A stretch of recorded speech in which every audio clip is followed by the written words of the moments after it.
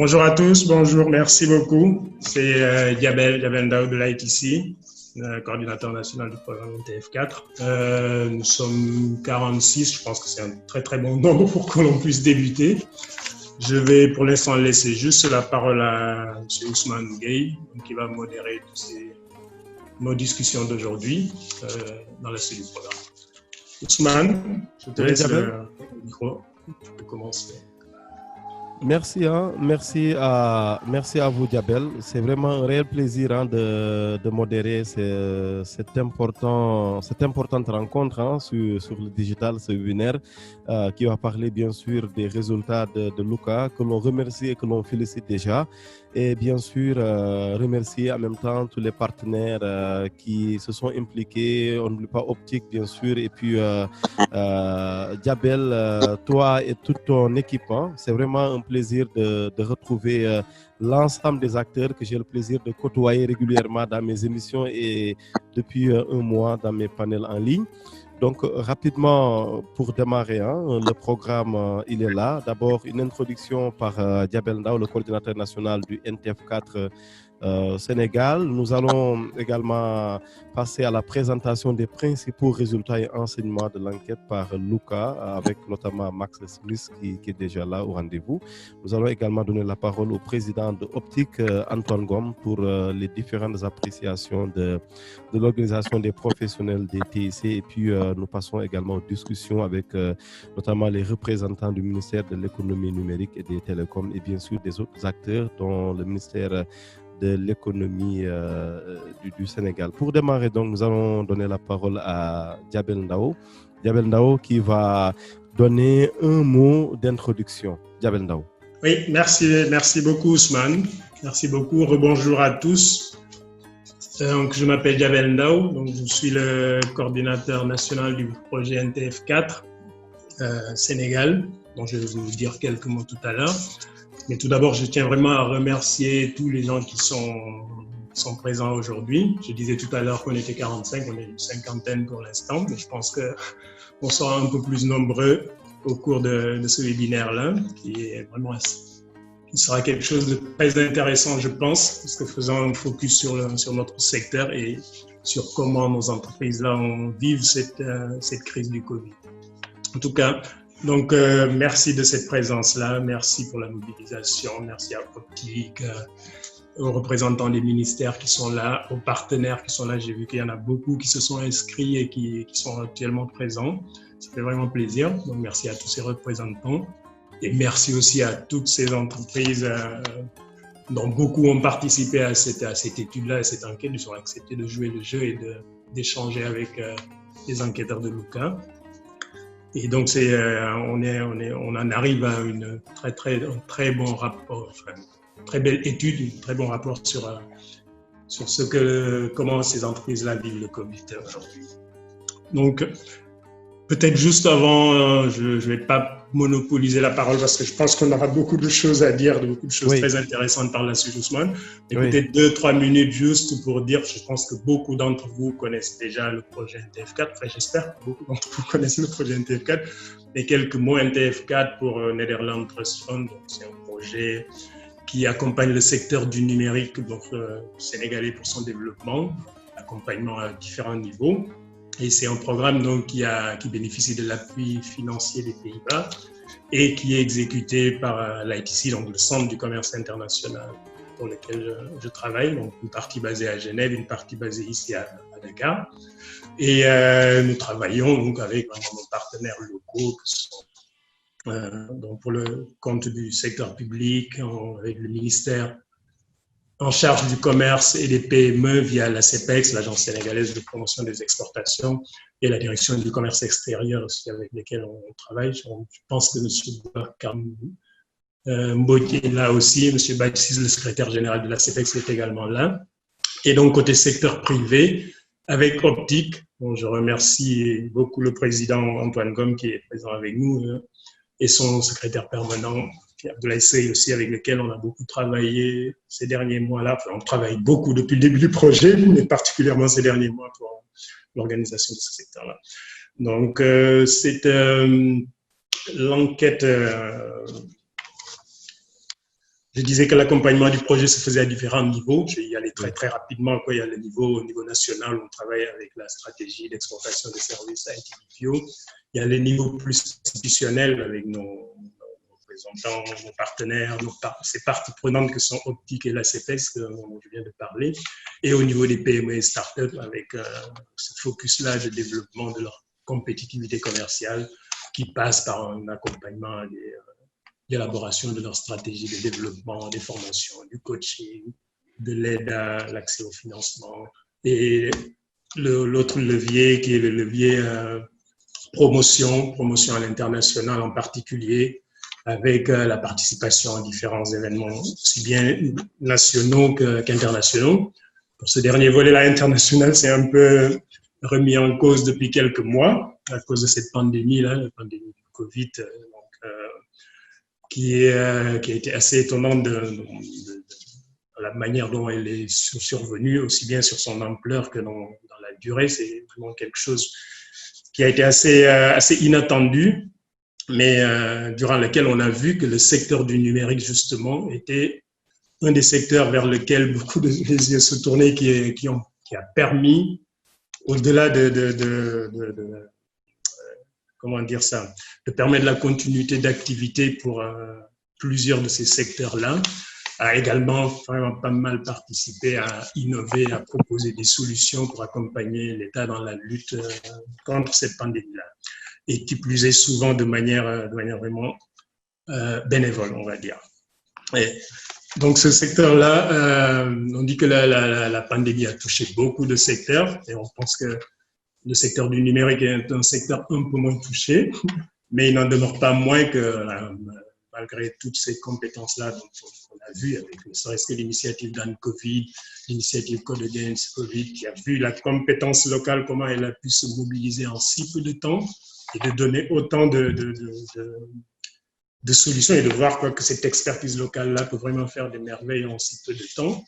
Et même dans la durée, que toute cette relance et je pense que tous les autres secteurs vont s'appuyer davantage de manière beaucoup plus structurante sur ce secteur du numérique-là.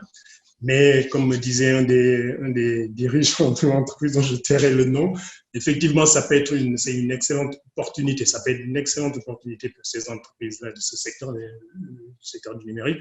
Mais encore faut-il qu'elles soient là au moment qu'elles aient pu faire face à cette crise-là. Tout cela pour dire que voilà, ces entreprises-là du secteur numérique, ces PME, ces startups, ont tout aussi besoin d'être accompagnées par les autres secteurs, parce qu'il n'en demeure pas moins que ce sont des entreprises avec les contraintes classiques que l'on trouve dans chaque entreprise. Et avec cette crise-là, mais c'est tous ces défis-là de gestion des ressources humaines, des projets qui sont un peu gelés, voilà, tout ce que pas mal d'entreprises reportent aujourd'hui.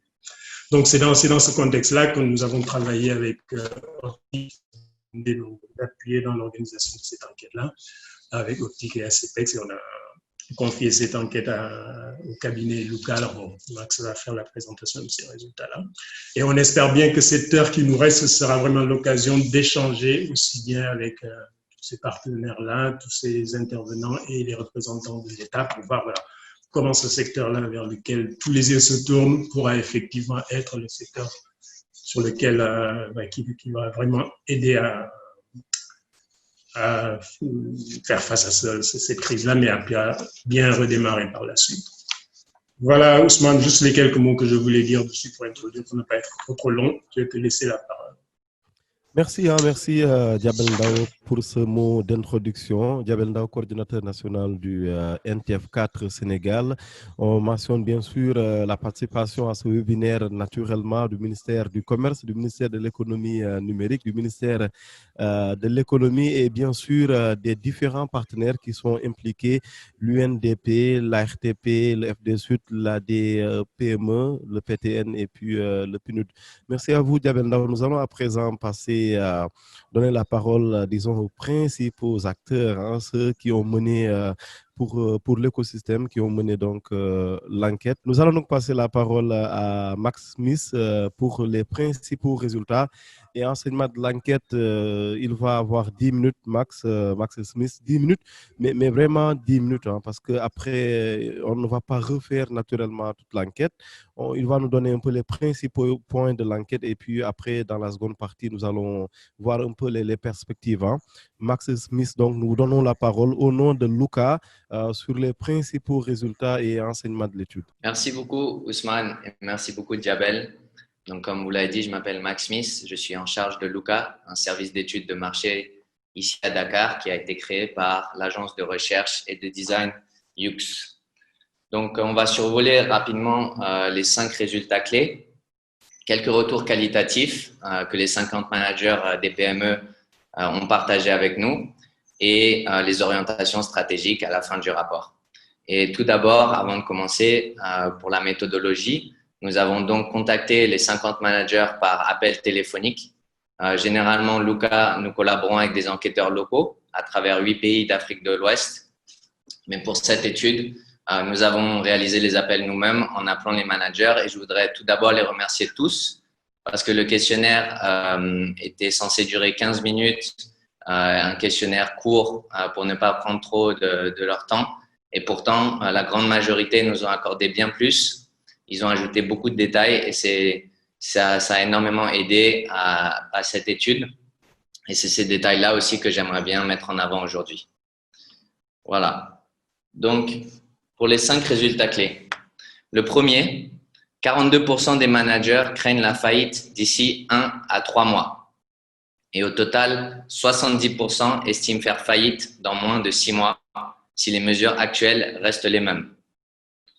Le deuxième résultat clé, 62% des entreprises ont vu leur chiffre d'affaires diminuer. 42% d'entre elles ont enregistré une baisse de leur chiffre d'affaires de plus de 50% de janvier à mai 2020. Le troisième résultat clé, 80% des entreprises ont vu leur stratégie d'expansion ralentir ou s'arrêter. Donc, cette stratégie d'expansion, c'est soit d'expansion nationale ou d'expansion à l'international, et nous allons y revenir. Les entreprises ayant vu leur activité cesser ne sont pas présentes en dehors du Sénégal. Donc, toutes les entreprises qui ont vu leur activité cesser sont celles qui ne sont pas présentes en dehors du Sénégal. Pour les résultats clés plus positifs, 70% ont adopté le télétravail pour tous. Une entreprise sur 4, cependant, exprime des difficultés à maintenir une efficacité des employés à distance. Et le cinquième résultat, 46% des PME, soit près d'une PME sur 2, a lancé un nouveau produit ou service. Donc, comme Djabel l'a dit, c'est aussi un moment d'opportunité. On en reviendra dans le rapport. 24% ont mis en place des produits ou services en ligne en réponse à la COVID-19. Donc, 24%, près d'un quart des entreprises ont mis en place des produits ou services en ligne en réponse à la crise actuelle du COVID-19. Maintenant, il y a quelques verbatims, donc ce qu'on appelle des résultats qualitatifs qu'on veut mettre en avant. Le premier, à la page 9, nous n'en sommes qu'au début de la crise. On verra les défauts de paiement dans 3 mois. Il y a beaucoup de managers qui ont mis en avant le fait que les contrats annuels leur permettaient de survivre actuellement, mais néanmoins qui ont tenu à mettre également en exergue le fait qu'ils avaient le sentiment que ce n'était que le début de leur problème. Et ces résultats qualitatifs sont bien sûr soutenus par les données également, avec 62% des entreprises qui ont dit que leur chiffre d'affaires a baissé, 26% qui disent qu'il n'a pas changé, 6%, pour 6% des entreprises, les activités ont cessé et c'est celles qui ne sont donc pas présentes en dehors du Sénégal. Et sur le diagramme plus bas, vous voyez le pourcentage du chiffre d'affaires qui a baissé. Donc, 42, comme on l'a dit, vous voyez que 32%, pour 32% des entreprises, leur chiffre d'affaires a baissé de 50 à 75%. Donc, ce premier résultat qualitatif. Le deuxième, à la page 11, ici, en fait, nos clients avaient compris, ce n'est pas une compréhension, mais une obligation d'être digitalisé.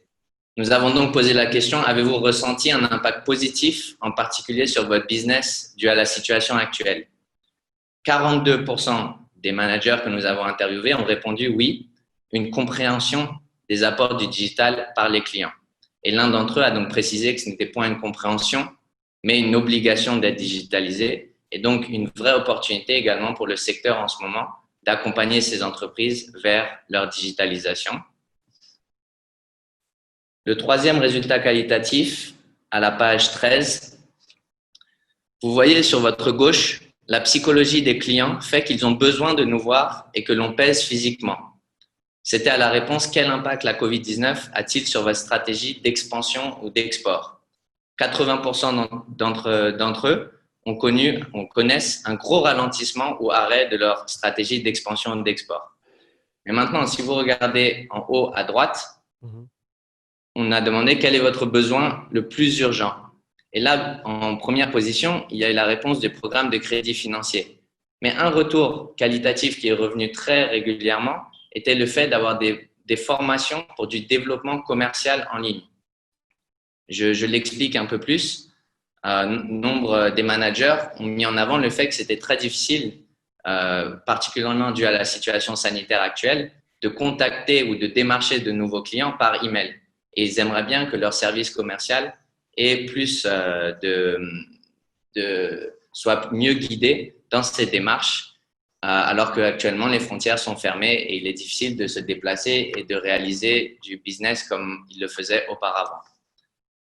Dernier résultat qualitatif, à la page 15, vous voyez ici la question « Quelles sont les choses surprenantes sur votre entreprise que vous avez appris depuis le début de la crise ?» Les avantages du télétravail, flexibilité des horaires, communication dynamique et pas besoin de nos locaux chers. Nous y reviendrons dans les orientations stratégiques, mais la remarque sur les locaux et la possibilité de continuer le télétravail au-delà de la crise du Covid-19 est une réflexion que beaucoup des managers ont partagée avec nous lors des interviews. Donc, sans plus attendre, je vais vers les orientations et je vais commencer par la première sur la mutualisation des espaces de travail. Donc, comme mentionné, 70% des entreprises ont adopté le télétravail pour tous.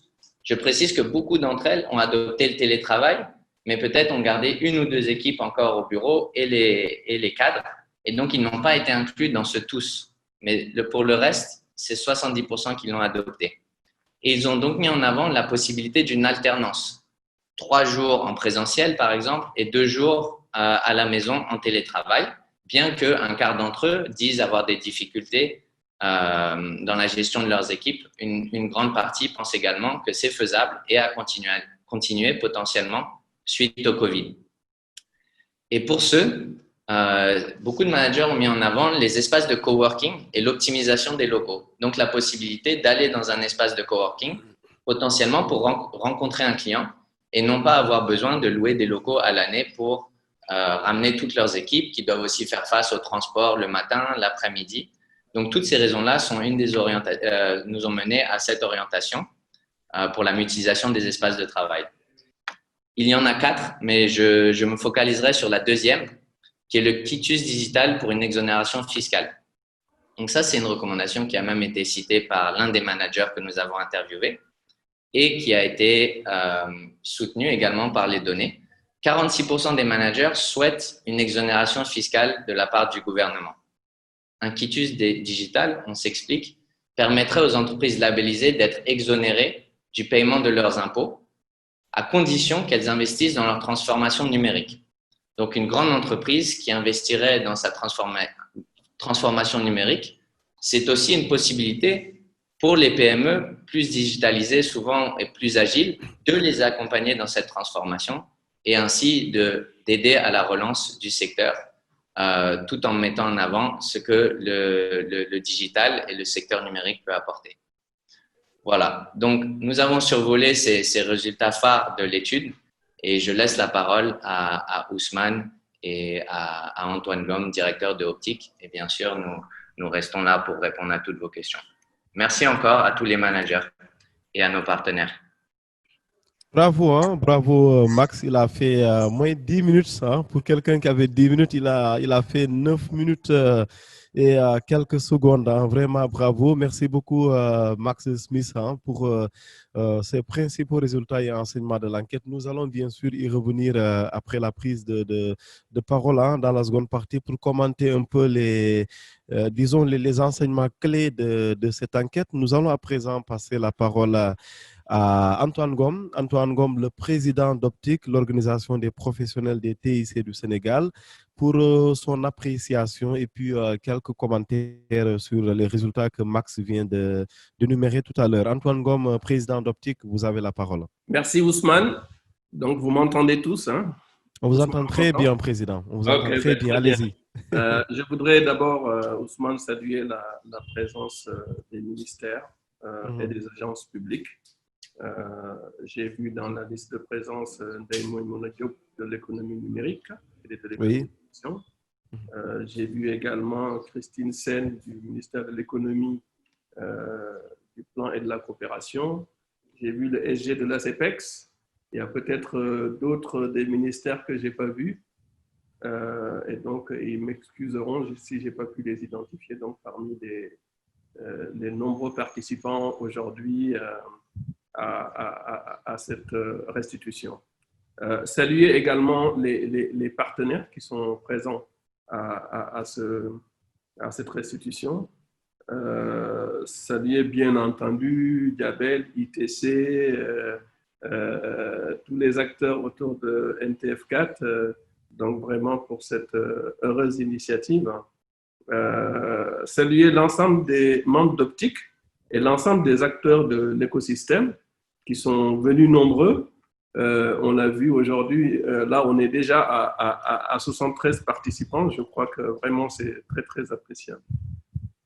Alors, on a l'habitude de penser, en tout cas, on a l'habitude de croire que le numérique, en fait, est l'un des principaux bénéficiaires de la situation actuelle, de la situation pandémique actuelle. Hein. Bon, si on s'appelle Netflix, je crois qu'effectivement, cela est vrai. Si on est un opérateur de télécommunications classique, on peut comprendre qu'on soit, en tout cas, au maximum faiblement impacté. En dehors de ces sous-secteurs, nous avons toujours défendu, en tout cas ici au Sénégal, que nos entreprises du numérique sont lourdement impactées. L'enquête menée au sein du CNP et d'Optique il y a 2 mois l'a démontré clairement, mais on pourrait toujours, étant donné que c'est nous dans nous qui l'avons fait, on pourra toujours, qui l'avons faite, cette enquête, on pourra toujours penser que, bon, ben, comme on a fait l'enquête en interne, bon, ben, on peut douter un peu de l'objectivité. Donc, c'est là tout l'intérêt hein, d'une enquête indépendante, donc, comme celle qui est organisée par ITC et qui fait donc l'objet d'une restitution aujourd'hui. Je tiens à remercier très sincèrement Diabel. Je vois que Martin, je crois qu'il est connecté également. Martin Labbé, je te salue. Donc vraiment, je voudrais vous remercier pour cette enquête qui vient à son heure et qui s'inscrit dans le programme NTF4 que nos entreprises bénéficiaires apprécient beaucoup pour son impact. Nous espérons que notre demande de renouvellement, en tout cas du programme NTF4, trouvera une réponse positive donc de la coopération des Pays-Bas que nous remercions. Les résultats de cette enquête viennent en effet corroborer l'enquête interne qu'on a faite et confirmer l'alerte rouge que nous avons soulevée. Cette alerte, c'est si rien n'est fait, dans un horizon de 3 mois qui courait jusqu'en juin, on est en juin, il y aurait une baisse drastique des revenus et des emplois, beaucoup d'emplois menacés dans nos entreprises. Dans un horizon de 6 mois, ce serait carrément désastreux avec des risques de faillite. Donc cela a été démontré à nouveau avec cette enquête. Cette enquête, elle montre également la croissance qui est stoppée net pour ce qui est de l'expansion à l'étranger. Ceci a été confirmé par 80% des entreprises qui ont fait l'objet de l'enquête. Votre étude montre l'intérêt les entreprises se sont organisées ainsi, montre vraiment avec intérêt comment les entreprises se sont organisées pendant cette pandémie et quelles sont les principales difficultés qu'elles ont rencontrées. Je crois peut-être que ce qui aurait pu être rajouté dans l'analyse, c'est peut-être le sous-secteur.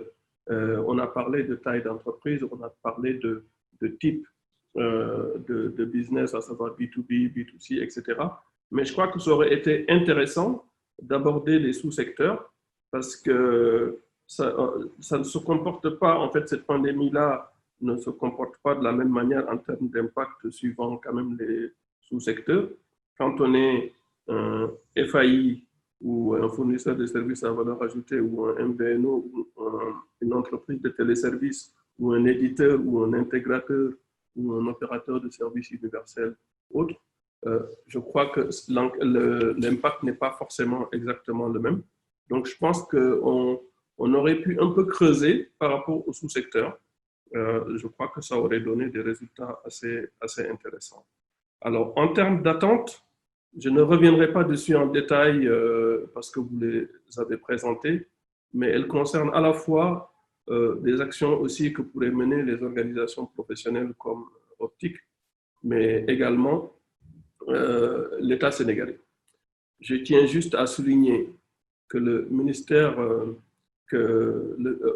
ici, le ministère de l'économie numérique et le ministère de l'économie, du plan et de la coopération peuvent vraiment l'attester, que nous ne cessons depuis pas mal de temps, en fait, de faire le plaidoyer des entreprises du secteur quant à l'impact actuel de la pandémie.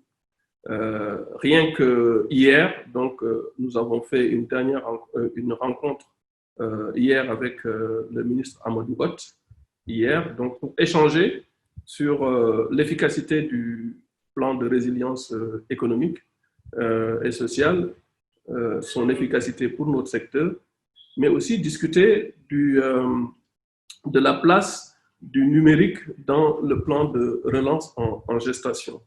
Donc, pour en fait le programme de résilience économique et sociale, je crois que les dernières circulaires, donc, vous les avez, améliorent quand même sensiblement, je veux dire, l'accessibilité des mesures aux PME qui sont donc lourdement impactées. Le représentant du ministère de l'économie, Christine Sell, certainement, reviendra dessus. En tout état de cause, ce que je voudrais dire, c'est que pour ce qui concerne le plan de relance, nous faisons tout pour faire passer, en gros, 3 grandes mesures. La première grande mesure, c'est qu'on demande à l'État de soutenir le plan de transformation digitale des entreprises. Nous l'avons vu, effectivement, ça a été dit par Max, c'est vrai que les entreprises maintenant ne sont plus à convaincre de la nécessité de la transformation digitale, donc ça va être un peu plus facile pour nous. Et donc, on espère que le programme que nous avons lancé en interne donc de transformation digitale des entreprises, qui est une mission qui nous a été confiée par le CNP et qui est exécutée par Optic, aujourd'hui devrait, je veux dire, avoir plus de succès. Et nous avons même poussé donc, la recommandation forte de l'étude qui est le quitus digital. Donc, c'est quelque chose que nous poussons aujourd'hui auprès du ministre Amadou Hott et dont j'ai parlé encore hier quand on s'est rencontrés. Je pense que ça, c'est un résultat concret de cette étude-là que nous poussons auprès du ministère de l'économie et nous avons bon espoir pour combiner en fait à une prime faite aux entreprises qui se transforment digitalement, ça pourrait pouvoir booster cette transformation digitale des entreprises. Alors, nous avons une deuxième mesure, évidemment, aussi que nous poussons au niveau de ce plan de relance-là, qui est en fait la transformation digitale de l'administration. L'idée, c'est de partir des projets phares du plan Sénégal numérique 2025, réévalué, pour dire voilà, ces 5 projets phares, on va faire des appels à projets pour que des consortiums d'entreprises du secteur privé puissent soumissionner et réaliser ces projets phares ici en local. On a montré vraiment à travers d'ailleurs la mobilisation de Dancovid qu'on a une expertise avérée ici qui est en mesure de réaliser tout type de projet. Donc on veut que ces grands projets phares de la stratégie Sénégal numérique 2025 soient confiés au secteur privé. Et un troisième point qui est de booster l'innovation. J'ai bientôt fini, hein, Ousmane. Donc concernant les mesures du gouvernement, je pense qu'effectivement l'étude aurait pu aussi s'appesantir un peu plus dessus pour voir quel est le feedback des entreprises par rapport à ces mesures du plan de résilience économique et sociale. Alors, je suis persuadé que cette pandémie, ça va constituer, c'est clair, hein, un déclic pour les entreprises et les administrations pour vraiment accélérer leur transformation digitale et peut donc représenter une véritable opportunité pour le numérique si l'État et le secteur privé prennent les mesures idoines qu'il faut donc. Je ne terminerai pas donc sans évoquer l'initiative d'AnCovid-19 et saluer l'engagement de nos entreprises et tous les bénévoles malgré la situation difficile que révèle cette étude qui est indépendante. Ensuite, donc, féliciter Luca vraiment pour la qualité et le professionnalisme de l'étude, que nous ne manquerons pas de transmettre aux autorités, ça a commencé déjà, et remercier Morsen qui a suivi pour nous cette étude-là au niveau d'optique, ainsi que le secrétaire permanent, donc M. Seri. Merci encore à ITC et merci aux autorités donc, qui ont honoré de leur présence cette restitution. Voilà donc ce que je voulais dire comme intervention après la présentation donc, de la brillante étude de Luca. Voilà. À toi, Ousmane. Merci, merci Antoine Ngoma. Tu t'es fait trop président sur ce point en prenant beaucoup de minutes, hein, mais on n'attaque pas un président, donc je ne t'attaque pas, je vais passer. Mais j'ai quand même noté les 3 axes majeurs hein, que vous avez suggérés et sûrement qui ont fait l'objet d'une attention particulière pour le cabinet qui a réalisé l'étude. C'est la transformation digitale des entreprises en partant un peu de la SN 2025 avec des appels à projets à prendre en charge localement. Parce que vous l'avez dit et c'est vrai, à travers l'initiative dans le Covid-19, on a pu mesurer à quel point les entreprises basées au Sénégal, sénégalaises, étaient capables bien sûr de prendre en charge nos besoins locaux ici au Sénégal en termes de stratégie digitale, en termes de numérique simplement. Avoir le feedback des entreprises par rapport aux mesures du gouvernement, n'est-ce pas, sur la résilience économique. Vous avez également parlé, disons, en direction de Luca, le cabinet Luca avec Max Smith et son équipe, que l'étude aurait pu également spécifier un peu, hein, si j'ai bien noté, avec, disons, une attention particulière sur les sous-secteurs, parce que vous l'avez dit et c'est tout à fait juste, que tout le monde ne subit pas la crise de la même manière, hein, même si on dit parfois à tort que les acteurs de l'économie numérique ne ressentent pas la crise au même titre que les autres entreprises. Mais bien sûr, cela reste à discuter et c'est l'un d'ailleurs des objectifs de ce webinaire. Merci beaucoup, Président Antoine Ngom, président d'Optique, l'organisation des professionnels des TIC. Vous avez également parlé des décideurs et parler aux décideurs à qui d'ailleurs nous allons donner la parole tout de suite. Hein. Les ministères, nous allons démarrer par le ministère de l'économie numérique en donnant la parole à Madame Ndeye Maïmouna Diop qui est conseiller technique numéro 1 au ministère de l'économie numérique. Bonjour tout le monde. Merci Ousmane pour me donner cette parole et merci à Antoine de m'avoir invité à cette réunion. J'étais un peu sur une autre réunion, donc je viens juste de prendre le call en route. Bienvenue alors. Merci. Donc, je voudrais tout d'abord saluer cette étude qui vraiment nous permet d'avoir une meilleure visibilité sur l'impact du COVID sur les sociétés du numérique. On va dire, l'impression générale, c'est que le numérique n'est pas touché, mais en réalité, on se rend compte que même si le numérique a aidé à maintenir la résilience de l'économie mondiale, les entreprises qui sont dans le numérique sont quand même impactées par le Covid, du fait que leurs clients sont impactés dans la plupart du temps. Et le rapport le démontre qu'il y a beaucoup d'entreprises qui craignent la faillite après le Covid.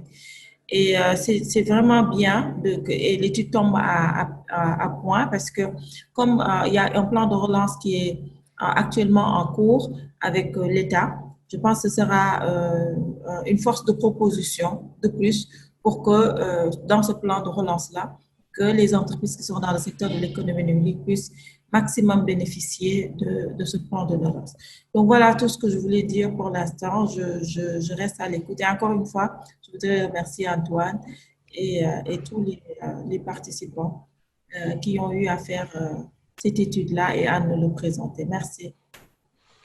Merci beaucoup, Madame Ndeye Maïmouna Diop, conseiller technique numéro 1 au ministère de l'économie numérique et des télécoms du Sénégal. Nous allons à présent passer la parole à une autre grande dame de ce webinaire. Nous allons donner la parole à Madame Christine Sen, experte en développement du secteur privé, qui va revenir bien sûr d'abord en donnant son mot sur les conclusions de l'étude et puis en ajoutant un autre mot, un commentaire si elle veut bien.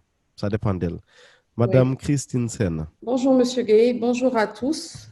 J'espère que tout le monde m'entend. Donc, je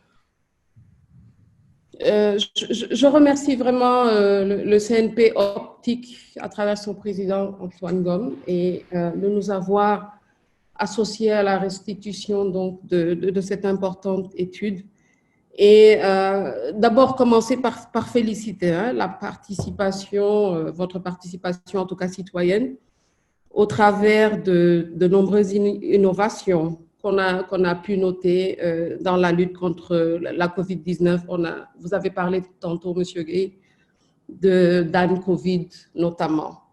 Donc, les résultats, si je peux dire, les résultats de cette étude qui vient d'être présentée concernant donc l'écosystème des PME tech, du numérique en tout cas, je trouve qu'ils sont assez cohérents avec ce qui a été observé depuis donc le début de cette crise.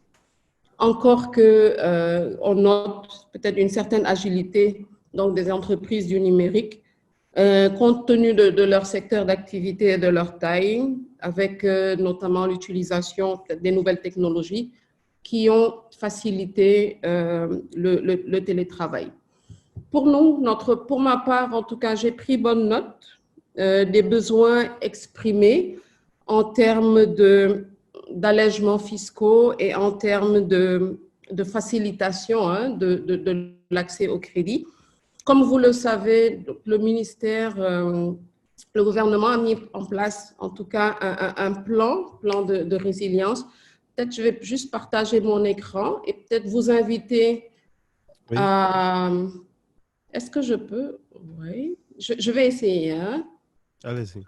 Oui, normalement, vous pouvez. Je peux. Est-ce que tout le monde voit mon écran? Ce n'est pas encore mon cas. Non? Alors, tout le monde n'a pas les mêmes capacités en termes de... Alors, je vais partager l'écran.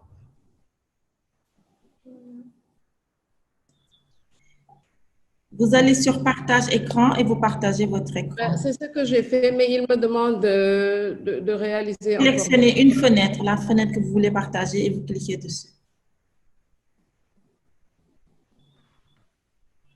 Écoutez, ça ne marche pas parce que ce que je voulais partager avec vous, c'était vraiment la plateforme que vous voyez directement, les mesures qui s'y trouvent. La plateforme, si vous faites www.covid19.economie.gouv.sn, vous pourrez voir les différentes mesures que le programme contient, ainsi que plus de détails sur les procédures d'octroi. Pour les bénéfices, pour cette réunion, je vais aller directement peut-être parler un peu plus de l'axe 3 de ce programme programme de résilience. L'axe 3 qui a trait un peu à la préservation de la stabilité macroéconomique et dont les mesures vont en tout cas dans ce sens.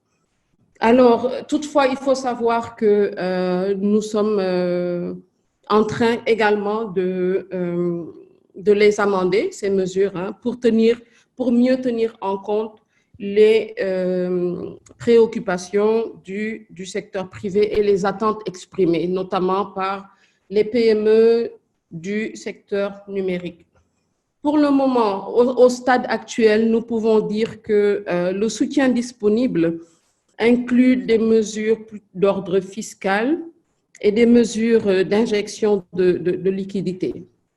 Vous avez parlé dans les recommandations de l'étude d'exonération fiscale. Oui.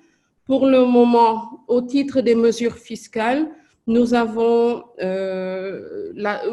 il est prévu une suspension et des remises d'impôts. Donc, ce sont des mesures, il y a des mesures spécifiques pour les très petites entreprises et d'autres à caractère également financier. Donc, pour les mesures fiscales, il y a, je pense qu'Antoine doit être au courant, il a vu l'arrêté du 5 juin de la DGID qui revient un peu plus en détail sur la remise partielle de la dette fiscale. Donc, pour le moment, c'est ce qu'on a. On ne peut pas parler d'exonération totale. Nous avons donc cette remise partielle et il y a un différé de paiement pour certains impôts et taxes. Voilà. Je crois que c'est ce qui concerne peut-être un peu plus donc les entreprises du numérique. Pour ce qui concerne les mesures à caractère financier, avec la DER, la délégation de l'entrepreneuriat rapide, certaines mesures spécifiques aux startups du numérique, notamment, ont été également prévues. Donc, je peux communiquer rapidement sur la mise en place d'une ligne de financement, oui, donc de 200 millions, communément appelée pré-Covid-19 DER. 200 milliards, 200 milliards. Qui permettent, non, je parle de la ligne de financement d'urgence qui existe au niveau de la DER et qui permet aux entreprises de bénéficier de crédits entre 3 et 12 millions. Hein? C'est une ligne de financement qui permet de financer le BFR, les besoins en fonds de roulement de ces entreprises-là. Ensuite, il y a également le démarrage des investissements pour le fonds d'incubation, le Fabrique des startups, qui est pour le moment d'un montant de 196 millions, qui est aussi une ligne qui permet aux entreprises de bénéficier des prêts jusqu'à hauteur de 5 millions. Hein. Donc, tout ça, en plus, sera complété par un dispositif d'assistance technique en ligne pour les startups du numérique. Tout ce que je viens de vous énumérer sont des mesures de soutien à caractère fiscal ou financier pour booster, pour justement renforcer les PME du numérique et aussi impulser leur relance. Donc, je vous invite vraiment à prendre connaissance, voilà, je ne sais pas qui a pu afficher exactement, parcourir la plateforme pour un peu plus de détails. Je vous remercie. Merci Christine, merci beaucoup, c'était très clair, hein, comme l'a précisé le président Antoine Ngom, nous avons bien noté et ça répond en partie, hein, aux recommandations du rapport, même si on va consacrer une seconde partie à ce point précis, c'est très très important. Merci beaucoup Christine Sen, experte en développement du secteur privé. Nous allons à présent passer la parole au ministère en charge du commerce et des PME. D'abord à travers M. Boubacar Mbodj, qui est le directeur du commerce extérieur. M. Mbodj, vous avez la parole. Merci beaucoup, M. Gueye. Donc, avant tout d'abord, remercier le consultant de Luca pour la qualité du résultat qui nous a remonté concernant justement cette enquête pour évaluer un peu l'impact, bon, pour le moment, de la COVID-19 sur le secteur des TIC. Et effectivement, bon, les enseignements que nous avons retenus de cette enquête sont très, très enrichissants. Et aujourd'hui, il ne s'agit plus de s'arrêter sur les constats, mais vraiment de voir quels sont les enseignements tirés de cette situation et comment, en tout cas, mieux articuler des mesures qui permettront non seulement de maintenir à flot ce secteur qui commençait à donner satisfaction, mais également pouvoir continuer à promouvoir son expansion à l'international. Et effectivement, cette enquête révèle ce que nous savions déjà, à savoir les risques liés à cette forte exposition au marché extérieur sans une véritable implantation locale. Donc, je pense que là, c'est quelque chose qu'il faudra corriger, parce que comme on dit, l'international commence d'abord au niveau du local. Il faut d'abord avoir une assise solide sur son marché intérieur avant de pouvoir justement soutenir cette stratégie d'expansion à l'international. L'autre élément, c'est qu'il faudrait également que les entreprises du secteur sachent développer des partenariats durables au niveau des marchés d'implantation. C'est-à-dire qu'on ne se contente plus d'aller fournir le service et de rentrer une fois la prestation réalisée. Je pense que dans une optique d'implantation durable, il est temps qu'on privilégie effectivement des formes de partenariat, de comptes entreprises, de filiales au niveau de ces pays, de telle sorte que ce genre de choc pourrait leur permettre justement de se prémunir, parce qu'actuellement, avec malheureusement les restrictions de déplacement, de tels services ne peuvent pas être fournis. Alors, si effectivement, parmi ces entreprises, il y en avait qui avaient déjà des succursales ou des représentants qui ont reçu un transfert de compétences, peut-être qu'ils auraient pu s'appuyer sur ces gens-là pour assurer la continuité de leur activité. L'autre élément, c'est effectivement le défi de maintenir le secteur. Parce qu'aujourd'hui, on ne peut pas se permettre justement d'assister en tout cas à une fragilisation de ce secteur. Il y aura un après-Covid et il faudra s'assurer que les entreprises soient en mesure justement de traverser cet orage, cette crise, dirais-je. Et c'est en ce sens vraiment qu'il faut saluer effectivement le fonds de 200 milliards que l'État a mis en place. Mais malheureusement, pour le déplorer, ce fonds pour le moment n'est pas encore mobilisé à la hauteur de son potentiel, parce que si je m'abuse, les mobilisations tournent autour de 5%, c'est très faible. Peut-être Christine Sen pourra, que je sais au passage, pourra me corriger. Et j'ai noté également qu'à leur niveau, ils sont en train de travailler à assouplir les critères, parce qu'il ne faut pas s'y méprendre. Quand on regarde les critères qui sont mis en avant, la plupart de nos TPE et de nos PME seraient d'office écartés, alors que c'est eux-mêmes le cœur de cible. Les TPE, les PME et les entrepreneurs, c'est eux le cœur de cible et c'est eux qu'il faudra vraiment soutenir pour les aider à traverser cette situation. Et c'est en ce sens que je salue effectivement l'entregent du président Antoine Ngom, donc pour avoir discuté avec le ministère de l'économie et réussir à stabiliser au moins 3 groupes de priorités, à savoir consolider les mesures actuelles du plan de résilience, mais tout en veillant à un assouplissement des critères d'accessibilité. Mais également, et là ça rejoint ma préoccupation, à savoir il faudrait que nos entreprises apprennent à d'abord prendre des options sérieuses sur le marché local. Et en cela, effectivement, cela ne se décrète pas. Il faudrait que l'État également puisse les associer à la mise en œuvre de tous ces projets de transformation numérique. Et là également, donc, Optique a été bien avisé de demander à ce qu'au moins les entreprises du secteur puissent prendre une option dans la mise en œuvre des projets de la stratégie 2025. Et le dernier élément, c'est par rapport soutenir la transformation digitale des entreprises. Je vais terminer par là. Nous, le ministère du Commerce, je ne vous apprends rien, nous avons élaboré une stratégie de développement du commerce électronique dont je salue la présence de son concepteur, à savoir le professeur Abdellah Sissé.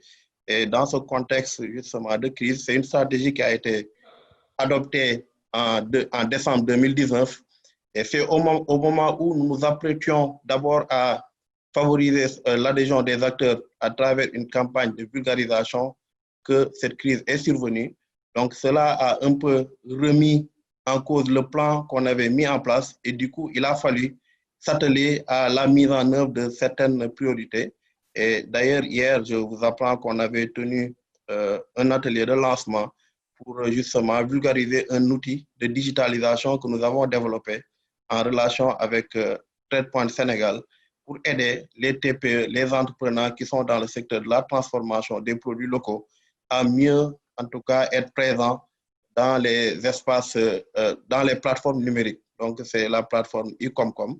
Donc, ça rejoint effectivement cette perspective de favoriser et de soutenir la digitalisation des entreprises pour dire que vraiment nous sommes en phase avec les propositions faites par le patronat à travers Optique afin de faire prendre en compte leurs priorités dans le plan de relance économique. Et d'ailleurs, il y a des éléments que le ministère du Commerce a fini de porter à l'attention du ministère de l'Économie et qui vont impacter justement les acteurs du commerce électronique. Voilà, M. Gueye, à ce stade, ce que je tenais à souligner. Et donc, me féliciter vraiment de ce travail que nous ne manquerons pas d'exploiter pour justement voir comment tenir en compte certaines préoccupations dans les stratégies que nous sommes en train de dérouler. Je vous remercie. Merci, hein. Merci beaucoup, Monsieur Mbouch. Merci pour ces mots. Nous avons retenu que, selon votre plaidoyer, bien sûr, que les startups sénégalaises doivent prendre une sérieuse option pour ce qui est du marché local. Et ça tombe bien avec l'annonce d'Antoine Ngom, le plaidoyer en même temps d'Antoine Ngom, que les entreprises sénégalaises vont être impliquées très, très sérieusement sur tout ce qui est marché, notamment dans le cadre de la transformation digitale de l'État du Sénégal. C'est un projet très, très sérieux parce que tout le monde le sait, sans transformation digitale, on tombe facilement, on est vulnérable et la crise sanitaire actuelle l'a montré malheureusement. Pour finir sur les prises de parole, nous allons à présent donner la parole à M. Bathie Ciss de la CEPEX qui nous fait le plaisir et l'amitié d'être des nôtres ce matin. M. Ciss, un mot sur un peu les résultats bien sûr de cette enquête et un mot en tant qu'institutionnel rapidement avant de consacrer le reste du webinaire aux discussions. Je précise qu'il y a bien sûr d'autres acteurs qui nous suivent et à cela, nous ferons le plaisir d'ouvrir la parole tout à l'heure pour recueillir leurs avis et commentaires sur donc l'étude. Tout de suite, donc, la parole à M. Bathie Ciss. Merci beaucoup et rebonjour à tout le monde. Je ne vais pas être long, je ne vais pas être long parce que quand même nous sommes acteurs de cette étude avec le projet NTF4 et Optique. Et nous tenons tout d'abord à remercier le cabinet qui a fait un excellent travail et à les féliciter pour le travail qui a été fait et en si peu de temps et dans un contexte assez particulier. Remercier aussi et féliciter Diabel pour la mobilisation et la coordination de ce webinaire parce que j'ai lancé un bémol en temps normal, on n'aurait certainement pas autant de monde que nous avons ici. Je pense que nous avons tenu plusieurs réunions sur la problématique et sur le projet, mais nous n'avons pas pu mobiliser autant de monde. C'est fort heureux que voilà, tout le monde soit là, les différents ministères surtout, pour discuter de cette question. Je pense que nous n'avons pas grand-chose à dire, sinon de constater effectivement qu'on avait des inquiétudes au début qui sont confirmées. On avait à peu près des présupposés qui se sont confirmés. On a eu connaissance aussi d'autres problématiques et d'autres questions qui ont été soulevées. Je pense que c'est à nous, au niveau institutionnel, de les intégrer dans nos plans de travail et dans nos orientations stratégiques pour pouvoir accompagner au mieux le secteur en question. Peut-être quand on voit un peu la partie de l'étude qui parle un peu des difficultés particulières, ou bien là où le secteur nous attend, c'est plus les questions qui étaient là avant la COVID et qui sont là avec la COVID qui certainement vont s'exaspérer, mais qui seront là aussi après la COVID. C'est les exonérations d'impôts, c'est l'accès au financement, c'est l'accès au marché public. c'est des garanties de financement. Donc, toutes ces questions-là sont là, reviennent, étaient là, sont là et vont encore revenir. Donc, je pense que c'est à nous d'intégrer au niveau institutionnel ces questions-là et dans les solutions futures, de bien donner une attention à ça. Pour ce qui nous concerne, nous, la question particulière du développement à l'international, de l'exportation des produits, je pense que Djabel confirmera que nous étions directement impactés parce que je pense que juste au début de l'étude, non, plutôt au début de la pandémie, on avait planifié une mission circulaire, une mission économique sur le Mali, sur le marché malien, comme nous avons eu à le faire sur le marché ivoirien, comme nous avons eu à le faire sur le marché burkinabé, avec des résultats très importants et très intéressants.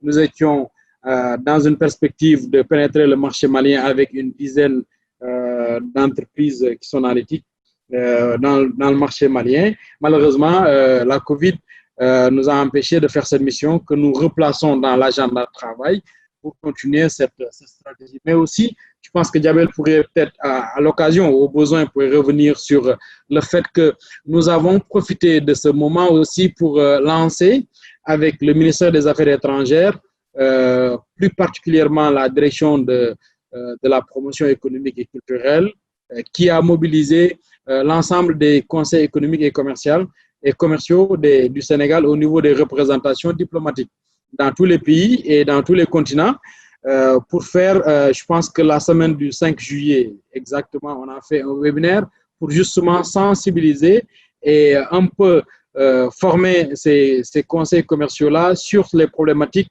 des entreprises du secteur des TIC et du BPO du Sénégal et partager avec eux la stratégie de promotion des exportations dans ce domaine-là. Et je pense qu'ils en demandent encore parce que pas plus tard qu'hier ou avant-hier, la directrice de la promotion économique nous a appelé, Djabel et moi, pour demander qu'on se revoie pour essayer de relancer encore une deuxième phase de formation pour ces conseils économiques et commerciaux dans les différents marchés à l'international.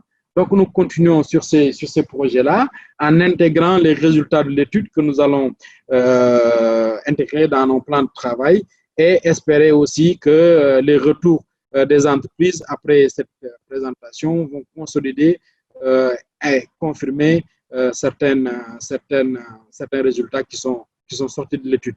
Remercier vraiment tout le monde, remercier le Centre du commerce international, le CBI, au passage, et ensuite se féliciter qu'on ait pu mobiliser quand même, en dehors des acteurs, d'autres, les institutionnels, c'était pas toujours évident, mais bon, fort heureusement, nous avons pu le faire pour cette fois-ci et nous pensons que ça va continuer ainsi. Merci à tout le monde.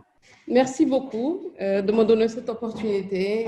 Merci Boubacar pour cette question et cette interpellation relative au TPE. Nous sommes conscients qu'elle constitue vraiment une part assez importante du tissu économique du Sénégal. Aujourd'hui, le mécanisme de financement de 200 milliards, il était plutôt donc destiné, si vous voyez, aux PME et aux grandes entreprises. Notamment, par contre, nous avons quand même prévu dans ce mécanisme un dispositif de couverture des très petites entreprises. D'accord ? Donc, ça, c'est prévu. Pourquoi ça a pris un peu de retard? Parce que, étant donné les contraintes, justement, de ces très petites entreprises, il fallait, de la part de l'État, mettre en place d'abord certaines garanties justement pour permettre aux TPE d'accéder au financement. Donc, ces garanties ont été mises en place et aujourd'hui, les financements sont mobilisés. Je peux dire que même les crédits sont actuellement octroyés. Et d'ailleurs, c'est la raison pour laquelle Madame Diouf, la directrice du développement du secteur privé, n'est pas là. C'est justement parce qu'elle est actuellement en train de participer à la réunion donc, du comité qui s'occupe donc du financement Alors, ils sont en train donc actuellement d'étudier les dossiers pour passer les crédits. Donc ça, c'est juste pour rassurer le directeur du commerce extérieur que le dispositif qui a été mis en place donc, pour ces TPE est actuellement opérationnel. Je vous remercie. C'est bon, merci. Merci beaucoup, Madame Christine. Nous allons donc prendre 15 à 20 minutes pour échanger sur les conclusions de l'étude. Je vois qu'il y a du monde, évidemment, parmi les participants qui sont là et nous les remercions chaleureusement pour avoir accepté de rejoindre ce webinaire. Nous allons donc prendre 15 à 20 minutes et comme j'avais dit, nous allons consacrer beaucoup de minutes aux participants, autrement dit ceux qui ne sont pas sur le présidium, mais bien sûr qui sont très, très importants pour nous, naturellement. J'ai envie de démarrer par Baïdessi qui demande un peu si les acquisitions, fusions ne seraient pas une bonne solution. Question peut-être pour lancer un peu le débat, mais on va y aller très vite pour embrasser beaucoup de questions en même temps. Je vais peut-être interpeller le président d'Optic, Antoine Ngom. Est-ce que les acquisitions, fusions seraient une bonne chose pour, dans cette COVID-19, dans ce contexte? Est-ce qu'un tel procédé serait une bonne chose, Antoine Ngom? Alors, moi, je pencherais plutôt, Ousmane, pour voir comment accompagner les entreprises pour qu'elles s'en sortent d'elles-mêmes. D'abord, je pense que c'est peut-être un peu prématuré, d'après moi, penser tout de suite à de la fusion-acquisition. En tout cas, moi, en tant que président d'Optic, j'interviendrai plutôt, je mettrai plutôt l'accent d'abord sur quelles mesures efficaces mettre en œuvre pour que les entreprises qui sont en difficulté soient sauvées d'elles-mêmes. Oui. Voilà. Mais après cela, je crois que les entreprises qui en expriment le besoin, l'organisation sera toujours là pour les accompagner si leur désir, c'est de voir comment se regrouper ou comment en fait fusionner et comment en fait aborder des questions d'acquisition. On est toujours là pour les accompagner. Oui, merci beaucoup, Président Antoine Ngom. Peut-être un mot, si Madame Ndeye Maïmouna Diop est toujours avec nous, conseillère technique numéro 1 au ministère de l'économie numérique. Un mot peut-être sur cette idée de Baïdessi avant de passer à d'autres questions. Ndeye Maïmouna. Merci Ousmane. Oui. Donc, sur la question qui est posée, c'est quoi? C'est la proposition que les gens se regroupent, c'est ça? Oui, je répète, c'est la proposition de Baïdi qui pose un débat en même temps. Il dit, pour faire face à cette crise, les fusions-acquisitions peuvent potentiellement sauver une partie de l'écosystème. Ne serait-il pas intéressant de mettre en place un cadre d'accompagnement, gouvernement du Sénégal, Optic, partenaire financier, pour encadrer les fusions-acquisitions? Il pose en fait un débat. Et on aimerait avoir un peu votre regard là-dessus avant de passer à d'autres questions. Alors, moi le point de vue que je donnerais, c'est plus un point de vue personnel qu'un point de vue du ministère, parce que c'est vrai que la réflexion n'a pas été entamée à notre niveau pour l'instant. Mais je serais comme Antoine pour dire qu'il faut effectivement que les entreprises soient sauvées individuelles, mais il est évident que pour qu'aujourd'hui les entreprises puissent ne serait-ce que répondre au marché public, ont besoin de grandir, de se fusionner et de mettre en place des consortiums. Même si l'État peut aider, et cela reste pour nous, en tout cas pour ce qui me concerne, étant l'expérience que j'ai eue dans ce domaine depuis plus de 20 ans, c'est que c'est d'abord une affaire de privé. Oui. Donc, les privés doivent d'abord s'entendre entre elles et pouvoir dire, OK, nous, on vient sur tel marché, on vient en consortium, et il y a des règles qui doivent définir avant de venir faire face à l'État. Par contre, ça donnera à l'État beaucoup plus de courage pour pouvoir donner ces marchés-là aux privés nationaux. C'est vraiment tout ce que je pouvais apporter pour l'instant. Merci. Merci Ndeye Maïmouna Diop. La parole, oui, présent, oui, Antoine Ngom. Vraiment, Maïmouna a raison et ça fait partie en fait des recommandations qu'on a données au ministère, à savoir le grand projet de l'État pour y aller nos entreprises doivent se mettre en consortium. Hein. Donc ça, c'est très, très important. On sait que les PME prises individuellement, au-delà même des difficultés qu'elles rencontrent aujourd'hui, même en situation normale, ne pourraient pas réaliser individuellement des grands projets. Donc, cet aspect consortium est très, très important. Voilà. Merci. Merci, Président Antoine Ngom, président de l'Organisation des professionnels des TIC. Une question pour Max Smith, hein,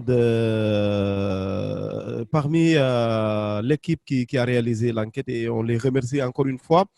C'est une question du directeur des TIC au ministère de l'économie numérique et des télécoms, Hachim Ndiaye, qui demande si la situation des opérateurs télécoms se reflète bien dans l'étude. Hein. Question à Max, rapidement. Excuse-moi, Ousmane, il y avait un peu de bruit. Est-ce que tu peux juste répéter la question rapidement? Avec plaisir. Il demande si la situation des opérateurs télécoms se reflète bien dans l'étude. Question de Hachim Malik Ndiaye, qui est le directeur de TIC. Ousmane, je suis bien la question, mais ce n'est pas ma question, hein, c'est pas moi qui ai demandé. Hein. Peut-être que vous êtes trompé. Excusez-moi hein, de vous rectifier. Non, c'est très bien comme ça. Excuse-moi, Hachim. Ou bien vous voulez me provoquer.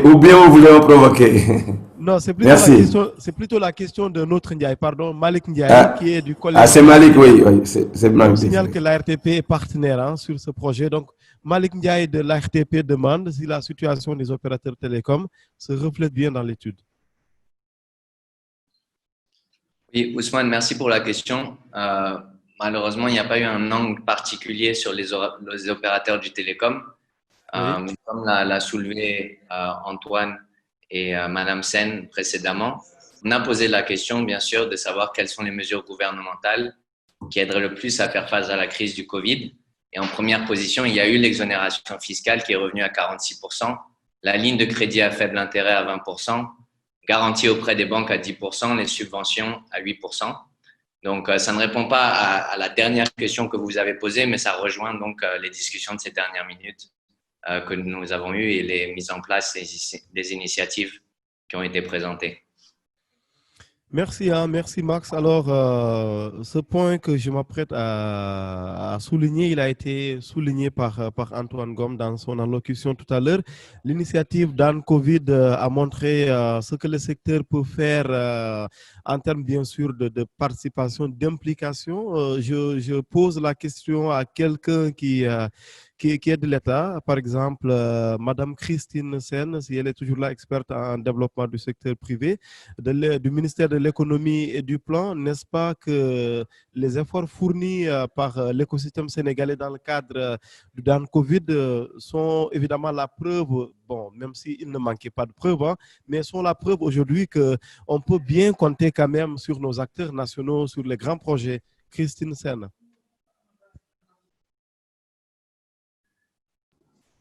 Absolument, hein, monsieur Gueye. Donc, effectivement, nous-mêmes, je pense que nous avons été quelque part agréablement surpris par le dynamisme montré par les entreprises. Je pense qu'ils ont, dans un contexte très difficile, je crois que c'est humain que l'homme libère son génie créateur et ça s'est traduit par donc, les entreprises qui ont pu, notamment dans le secteur du numérique, saisir les opportunités qui se sont offertes à elles donc, durant cette période. Maintenant, l'État doit maintenant également les renforcer, faciliter l'environnement et mettre en place les conditions cadres, hein, pour accompagner justement cette nouvelle impulsion, cette nouvelle dynamique et leur permettre vraiment de développer leur activité. Ça, c'est très, très important. C'est la raison pour laquelle, donc, dans un premier temps, dans le cadre au moment où c'était vraiment difficile, c'était un programme de résilience qui avait été mis en place pour soutenir notamment la trésorerie des entreprises parce qu'elles étaient touchées par rapport à ça et puis l'État avait aussi à cœur de soutenir la préservation des emplois. Aujourd'hui que nous sommes dans la relance, c'est vraiment tout l'environnement global que nous regardons et notamment aussi mettre en place un dispositif qui accompagne l'investissement un peu à plus long terme de ces entreprises pour qu'elles puissent justement grandir, se développer et puis jouer le rôle qu'on attend d'elles dans l'économie. Merci beaucoup Christine Sen. Je retourne la parole à Antoine Ngom. Président d'Optique, on parle beaucoup de l'accès à la commande publique et locale. On en parle depuis longtemps. Est-ce que vous, en tant qu'Optique, en tant qu'association qui regroupe les acteurs des professionnels de l'économie numérique au Sénégal, est-ce que vous sentez que ça bouge un peu sur cet éternel pour taquiner un peu plaidoyer autour de l'accès à la commande publique et locale? Antoine Ngom. Alors, merci Ousmane. Je ne pense pas que ça ait bougé plus aujourd'hui qu'avant. Par contre, je crois également qu'il y a, franchement, à travers cette pandémie et de la mobilisation bénévole des acteurs, combinée, je veux dire, au nouveau projet de loi PPP, tout cela combiné nous amène à être quand même optimistes pour dire qu'on devrait pouvoir peser encore plus pour cette revendication, pour ce plaidoyer qu'on porte depuis longtemps. Donc, concrètement, c'est vrai que ça ne s'est pas encore vraiment matérialisé, mais la situation actuelle devrait être favorable à ce que les choses s'améliorent et on va s'y employer. Merci Antoine Ngom. Alors, question de Souleymane Ndiaye qui pose la question à tout le monde. Il dit, il nous faut savoir que l'économie numérique va au-delà de ces considérations et conceptions telles que vouloir matérialiser, telles que voulues par nos politiques. Après, il ajoute ceci, ce qu'il nous faut pour l'État, c'est d'assainir et de rendre propice l'environnement des affaires. Il ajoute, nous ne voulons pas d'assistanat, mais de libérer les énergies. Un commentaire peut-être de la part de Ndeye Maïmouna Diop sur ce poste de Souleymane Ndiaye qui participe évidemment à la discussion. Ndeye Maïmouna Diop du ministère de l'économie numérique. Merci Ousmane. Je pense que la réponse est dans la question. Il ne s'agit pas d'assistanat. Je pense qu'aujourd'hui, le Covid nous a démontré que les entreprises ont énormément de talent et d'innovation, qu'ils ont su démontrer, et surtout de réactivité. Donc, je pense que c'est juste qu'un cadre doit être mis en place, et on l'a abordé tout à l'heure. Aujourd'hui, les marchés publics ne sont peut-être pas tous accessibles aux entreprises des PME du Sénégal. Oui. Et la majorité de ces entreprises-là cherchent des marchés d'ailleurs dans la sous-région et en dehors du Sénégal. Et cela pose le problème de la résilience, parce que si la majorité des PME sénégalaises vivent sur un chiffre d'affaires qui gagne à l'extérieur, en cas de pandémie, évidemment, ils sont impactés. Donc, comment faire pour que les marchés du Sénégal soient mis à disposition des PME sénégalaises dans le titre? Je pense que c'est une question, c'est une problématique qui est importante, qui doit être adressée et qui est tellement complexe qu'on ne peut pas résoudre ça en une fois. Donc, je pense qu'il y a une grande réflexion à faire et je pense qu'aujourd'hui, le secteur privé est assez impliqué dans la mise à jour de la stratégie SN 2025, dont la mise à jour qui est en cours va permettre aussi de mettre en place un plan d'action. Je pense que c'est là où le secteur privé doit aussi être plus présent et proposer des solutions, être avant-gardiste et aller être vraiment très, on va dire, faire beaucoup de marketing, être très agressif et pour apprendre ces marchés-là et pouvoir développer le numérique et la transformation digitale, mais aussi pouvoir gagner de l'argent parce que le secteur privé doit pouvoir gagner de l'argent. Merci. Merci Ndeye Maïmouna Diop. Je signale que les autres webinaristes, entre guillemets, pour faire un néologisme, ils peuvent rebondir à tout moment. Mais en attendant, ça me semble intéressant cette intervention de Souleymane Ndiaye. Le second aspect de l'intervention, et là je vais faire réagir Antoine Ngom, il dit, concernant les entreprises, je pense qu'elles doivent se montrer beaucoup plus aptes à faire face aux chocs qui sans doute viennent et viendront dans ce contexte de mondialisation. L'État social ne peut pas gérer de tels chocs sans la mainmise de ces entreprises locales, entreprises à capacité majeure, contrairement à ce que nous constatons au Sénégal en particulier et en Afrique en général. Souleymane Ndiaye, économiste financier, chercheur en économie numérique. Quelles peuvent être également, Antoine Ngom, sans qu'on attende évidemment tout de l'État, la contribution des grosses entreprises qui sont là à côté et qui peut-être ne sont pas impactées au même titre que les autres? Antoine Ngom, président d'Optique. Oui, merci. Ousmane, alors je crois qu'effectivement, il n'a jamais été dit que le secteur privé vraiment attendait tout de l'État. Hein, oui. Et quand on entend les différentes interventions, il ne faut pas qu'on pense que nous, on est là et puis on attend que l'État fasse tout pour nous. Non. Ce que l'on demande à l'État, c'est ce que le secteur privé de tous les pays demande à leur État. Je veux dire, on ne demande pas plus que ce que demandent les autres. Et je veux dire qu'il y a des sujets sur lesquels on ne peut pas imaginer qu'en France ou aux États-Unis, que certains projets échappent au secteur privé. On ne demande que cela. On ne peut pas imaginer que l'identité numérique soit confiée à une structure étrangère. En France ou aux États-Unis, on ne peut pas imaginer que le foncier soit géré par des structures étrangères.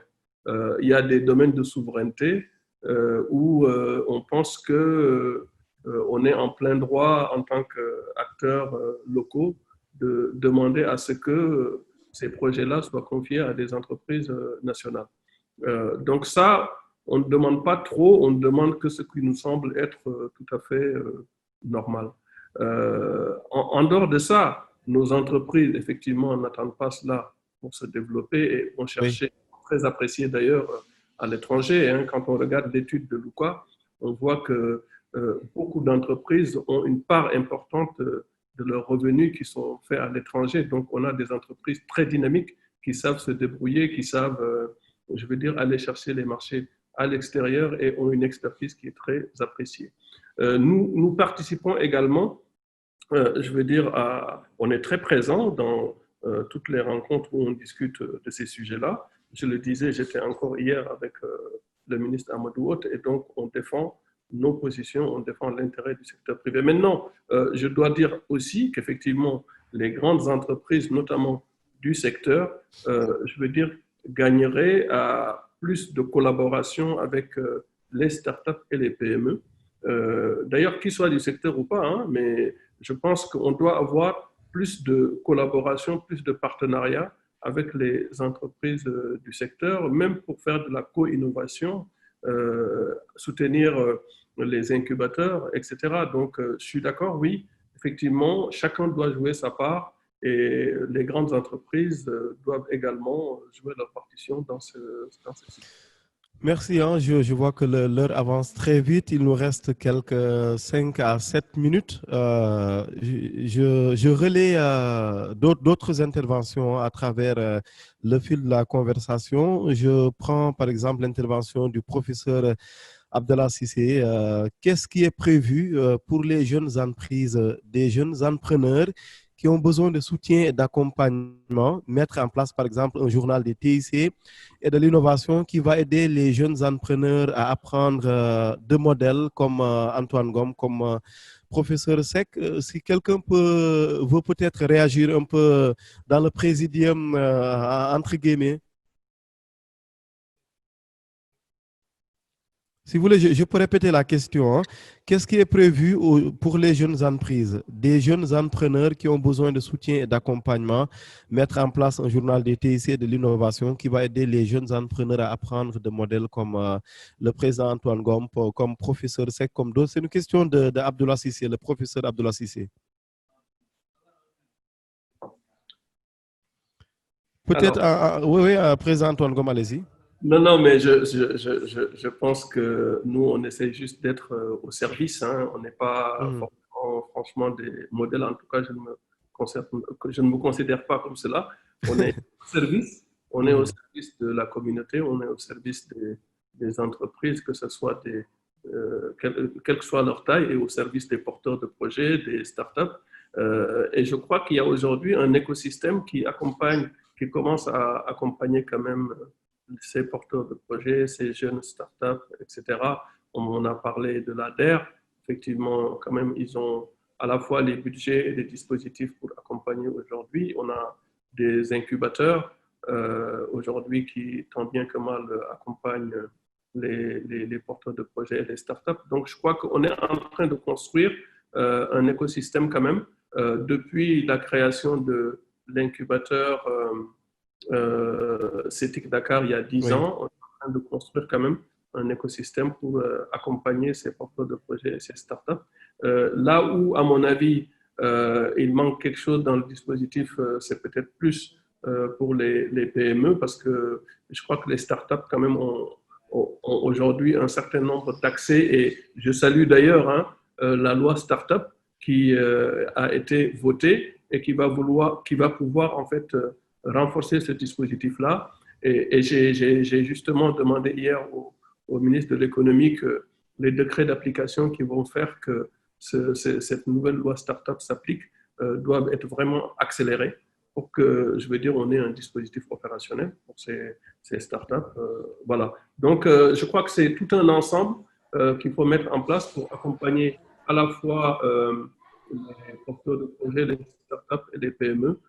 Et je salue quand même ce que fait l'ADER et ce que, je veux dire, le président de la République va insuffler en matière de start-up et de porteurs de projets. Voilà.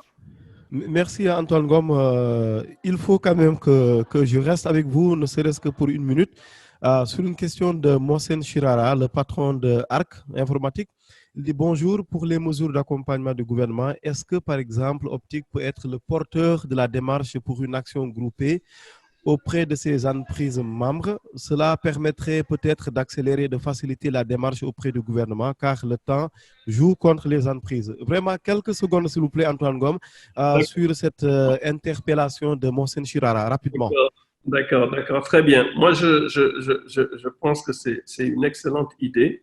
Et hier, d'ailleurs, on était en train on avait décidé, peut-être que, bon, comme Mohsen n'était pas avec moi au niveau du ministère de l'économie, on avait décidé que moi, en tant que président d'Optic, que je fasse une correspondance pour le compte de l'ensemble des opérateurs alternatifs. Quand je dis opérateurs alternatifs, il y a des FAI comme ARC, il y a les MVNO comme Sirius, Promo Mobile, il y a des fournisseurs de services à valeur ajoutée, etc. Il y a un certain nombre d'acteurs qui sont des opérateurs alternatifs qui pourraient se mettre ensemble et en fait que je puisse en tant que président d'Optic porter leur argumentaire et saisir de manière globale les autorités. Donc ça, je pense que pris sectoriellement, ça pourrait être peut-être plus efficace que prendre un ensemble qui englobe tout le monde. Par contre, à côté, il faudrait que les entreprises de services numériques qui ne sont pas des opérateurs comme ceux que je viens de citer, oui, qu'on puisse peut-être écrire aux autorités, mais c'est ce que je fais déjà. Hein. J'ai déjà écrit au ministère de l'économie numérique, j'ai écrit au ministère de l'économie, un courrier qui a été transmis au ministère de l'économie et qui a valu la rencontre d'hier. Donc, je porte la parole de l'ensemble, mais effectivement, je pense que par rapport à certains sous-secteurs, on peut faire intergrouper. C'est-à-dire que ce sera plus efficace de dire, voilà, les opérateurs alternatifs, voici leur problématique et voilà comment on doit pouvoir le résoudre. Les entreprises qui font du service dans le numérique, voilà leurs problématiques. Les entreprises qui exportaient, voilà leurs problématiques, etc. Donc, oui, je suis d'accord, c'est une bonne idée. Il faut voir quel est juste le niveau de granularité qu'il faut prendre dans la réponse aux autorités. Voilà. Deux minutes encore, hein. 2 minutes encore. Une question très pertinente là aussi concernant les participants. Question à sûrement Max Smith de Luca. La question dit, Max, est-ce qu'on a une idée du chiffre d'affaires des 50 entreprises que vous avez interrogées dans votre enquête? Rapidement, est-ce qu'on a une idée du chiffre d'affaires de ces entreprises-là? Non, parce que déjà, cette étude a été menée de manière anonyme avec les 50 managers. Et pour nous, l'important, c'était de savoir si le chiffre d'affaires avait diminué ou augmenté. pour qui, ceux qui sont plus à l'export ou concentrés sur le marché national, et après de savoir de quel pourcentage est-ce que ce chiffre d'affaires a baissé. Donc, c'était ces informations-là qui nous paraissaient les plus pertinentes quand on a rédigé le questionnaire avec les différents partenaires, et non pas de rentrer trop dans les détails de la situation économique des différentes entreprises. Merci, merci Max. Alors, j'ai moins entendu, hein, pour ne pas dire, je n'ai pas du tout entendu dans la seconde partie Boubacar Mbodj du ministère en charge du commerce et des PME et Bathie 6 de l'ACPEX. S'il peut peut-être prendre le mot un peu en dernier, puisqu'on est presque arrivé à la fin de ces échanges, un mot par rapport aux perspectives au pluriel.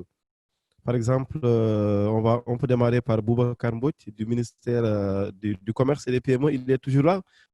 Sinon, est-ce que M. 6 est là, Bathie 6 de l'ACPEX? Oui, je suis là. Allez-y, un mot peut-être sur les perspectives, l'implication peut-être d'une structure comme la vôtre pour les perspectives. Oui, je pense que pour les perspectives, nous continuons de nous concentrer sur le projet NTF4 et les enseignements que ça va donner et qui vont nous permettre, une fois que le projet sera terminé, déjà de travailler pour trouver un autre projet similaire qui va accompagner les acteurs. Mais comme je le disais tout à l'heure, cette étude nous a certainement a confirmé certaines de nos inquiétudes, mais aussi nous a renseigné sur d'autres éléments que nous allons prendre en compte dans la stratégie d'accompagnement, parce que nous avons déjà une stratégie de promotion export des services IT et BPO. Et nous continuerons à dérouler. Certainement, nous allons voir dans cette étude-là comment ajuster notre intervention pour que ce soit beaucoup plus ciblé. Mais comme je l'ai dit tantôt, nous continuons déjà dans le cadre du projet à accompagner ces entreprises-là pour le développement à l'export. Je disais tout à l'heure que nous étions en contact avec les différents conseils économiques qui vont certainement nous dire quel est l'intérêt d'un marché X, Y ou Z. Par exemple, le conseil économique au niveau de la Chine nous demandait s'il y avait des plateformes, par exemple, s'il y avait une plateforme de commercialisation dédiée au marché chinois. Parce qu'il y a beaucoup de produits sénégalais qui sont vendus en Chine, mais que c'est plus des Chinois qui font cette opération-là. Donc, ils nous demandaient s'il y avait de plateformes de commercialisation spécialisées dans les produits qui sont envoyés en Chine. Donc, c'est un ensemble d'informations, de retours d'informations que nous allons avoir agrégés et mettre dans la stratégie globale de promotion des exportations des produits dans le domaine des secteurs des IT, BPO. Et tout de suite, je disais aussi à l'entame de mon propos que nous envisageons de faire d'autres marchés de la sous-région parce que nous pensons qu'effectivement, quelqu'un l'a dit, les entreprises sénégalaises dans le domaine des IT et des BPO de façon générale sont très présentes sur le marché de la sous-région, sur le marché africain. Et le contexte aujourd'hui s'y prête parce qu'on parle de zone de libre-échange continentale, donc aller au-delà du marché de la CEDEAO, aller dans le marché de l'Afrique centrale et dans le marché de l'Afrique de l'Est serait très, très, très intéressant. Voilà. Merci, Monsieur Si, secrétaire général de l'ACPEX, hein, pour ces mots et surtout pour ces assurances pour la suite. Je vais donner... Antoine Ngom? Oui, Ousmane, je crois qu'il y a l'ADPME qui est là. Oui, l'ADPME que l'on remercie d'ailleurs, hein, qui s'est beaucoup impliqué. Si quelqu'un veut prendre la parole une minute au niveau de l'ADPME, il est le bienvenu. Il est le bienvenu. Sinon, en attendant, on va vous réserver le mot de clôture, Antoine Ngom, en attendant d'avoir quelqu'un au niveau de la DPME. Un mot de conclusion à vous, Antoine Ngom, président d'Optique. Surtout, par rapport à ce qui va venir et surtout par rapport donc à ces perspectives-là, qu'est-ce que vous pouvez nous dire, vous qui êtes l'organisation des professionnels des TIC, parce qu'on parle des entreprises numériques sénégalaises ici. Antoine Ngom.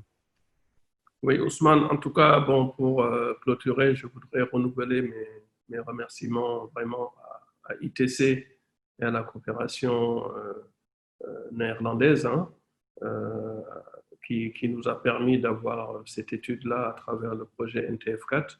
vraiment les remercier pour tout ce qu'ils font pour nos entreprises bénéficiaires, qu'ils assistent pour l'export.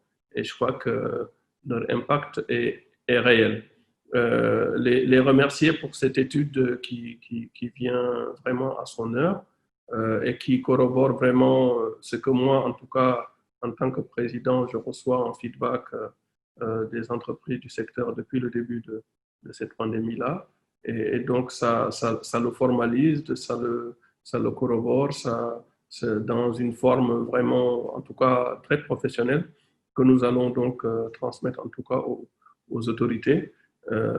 Donc, dire que l'organisation va en tout cas continuer à s'investir pour venir donc en assistance aux entreprises, à la fois sur le volet de résilience pendant la période de la pandémie. Aujourd'hui, depuis quelques jours en tout cas, il y a des circulaires qui sortent et qui allègent en fait les conditionnalités d'accès aux mesures du PRES, donc du plan de résilience économique et sociale. Et on en a parlé tout à l'heure en matière, Christine en a parlé, en matière d'exonération fiscale, de remise de dette, en matière financière, etc.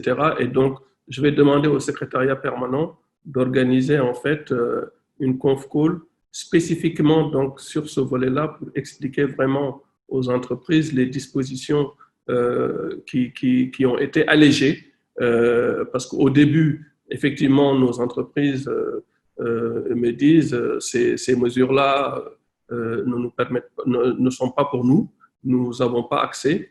Et je crois que depuis quelque temps, avec les efforts du patronat et les échanges avec le ministère de l'économie, beaucoup d'allègements dans les conditionnalités ont été faites, des mesures pratiques ont été édictées. Et je crois qu'aujourd'hui, clairement, il y a des choses à prendre pour aider les entreprises. Et donc, je vais demander au secrétaire permanent, M. Sey, d'organiser donc avec les experts fiscaux du CNP une conférence, une visioconférence pour expliquer de manière très claire et de manière pratique comment bénéficier de ces mesures-là et des nouvelles conditionnalités. Donc ça, c'est un premier point. Le deuxième point, c'est que on pousse. Aujourd'hui, le plan de relance est en gestation. On a obtenu, il y a une chose déjà, c'est que le secteur du numérique fait partie des secteurs cibles du plan de relance. Ça, c'est déjà une chose de gagner. On fait partie des secteurs cibles du plan de relance. Deuxièmement, on a poussé, je veux dire, des mesures fortes au niveau du ministère de l'économie. Et une des mesures fortes concerne un des résultats de l'étude, à savoir le quitus digital, qu'on va renforcer avec une prime à la transformation digitale. Donc, plusieurs mesures donc, fortes qui ont été, en tout cas, portées à la connaissance du ministère de l'économie. Et on va se battre pour que, en fait, ces mesures figurent en bonne place dans le plan de relance. Remercier, en tout cas, les autorités, le ministère de l'économie numérique qui vraiment soutient fortement le secteur et a été à l'origine de la mise en relation avec le ministère de l'économie et ces deux ministères vraiment ont en tout cas bien compris notre problématique et nos besoins et poussent pour que les mesures que nous préconisons soient mises en place. Remercier le ministère du Commerce qui est avec nous dans cette étude-là et qui ne ménage aucun effort. J'étais hier au lancement donc, de la plateforme e-commerce Sénégal et e-comcom. En période de Covid, je crois qu'ils ont beaucoup fait aussi pour soutenir le commerce électronique, pour soutenir les commerces, en tout cas, surtout de petite et moyenne taille, en utilisant les technologies du numérique. Et donc, on tient à les remercier également. Voilà, donc remercier la DEPME, qui est un partenaire stratégique, l'un des meilleurs d'ailleurs au Sénégal, le partenaire stratégique d'Optic. Et je sais qu'on a encore beaucoup de choses à faire ensemble. Je crois que j'ai vu passer d'ailleurs le message du SG qui a relevé d'ailleurs le niveau de support à nos entreprises. Oui. De COVID. Voilà donc Ousmane, ce que je voulais faire, féliciter vraiment Luca, féliciter ITC, féliciter vraiment tous les acteurs et surtout tous ceux qui sont là. On est 62 encore hein, oui. Dans le call. Oui. 1h30 après avoir démarré presque cette rencontre-là. Et donc, vraiment, merci à vous tous pour votre contribution. Franchement, ça va au-delà un peu de mes espérances, la participation qu'il y a eu dans cette conf call. Merci Ousmane, à toi et bravo donc, en tout cas pour avoir modéré comme toujours. Merci pour la confiance. Merci Président Antoine Ngom, président de l'organisation des professionnels des TIC. Merci des applaudissements digitaux nourris pour Luca, l'équipe de Max Smith, pour avoir conduit avec brio. Ça, les acteurs l'ont reconnu au cours de ce webinaire. L'enquête qui a porté sur 50 PME de la tech sénégalaise, l'impact de la COVID-19 sur leur business au quotidien. C'est vrai, certains l'ont demandé, même si ça n'a pas été au rendez-vous. Une idée un peu du chiffre d'affaires concernant ces 50 grands acteurs de notre écosystème numérique. Mais comme ça a été dit également par Antoine Ngom, c'est peut-être à venir dans une autre enquête, et une autre enquête qui va montrer peut-être, qui va spécifier davantage, parce que comme on l'a dit, tout le monde ne subit pas de plein fouet ou pas d'ailleurs l'impact de la même façon, de la même manière. Merci à Luca, merci à Optic, merci aux différents partenaires, l'UNDP, l'RTP, l'FD Sud, l'ADPME, le PTN, le Parc de technologie numérique de Diamniadio, le PNUD. Merci à Diabel Ndao et son équipe avec le NTF4 Sénégal. Merci aux différents partenaires ministériels, le ministère de l'économie numérique et des télécoms, le ministère du commerce, le ministère de l'économie et du plan. Merci à tous les acteurs d'avoir vraiment pris part, je dis bien une part active à ce webinaire, et merci encore une fois et à très bientôt.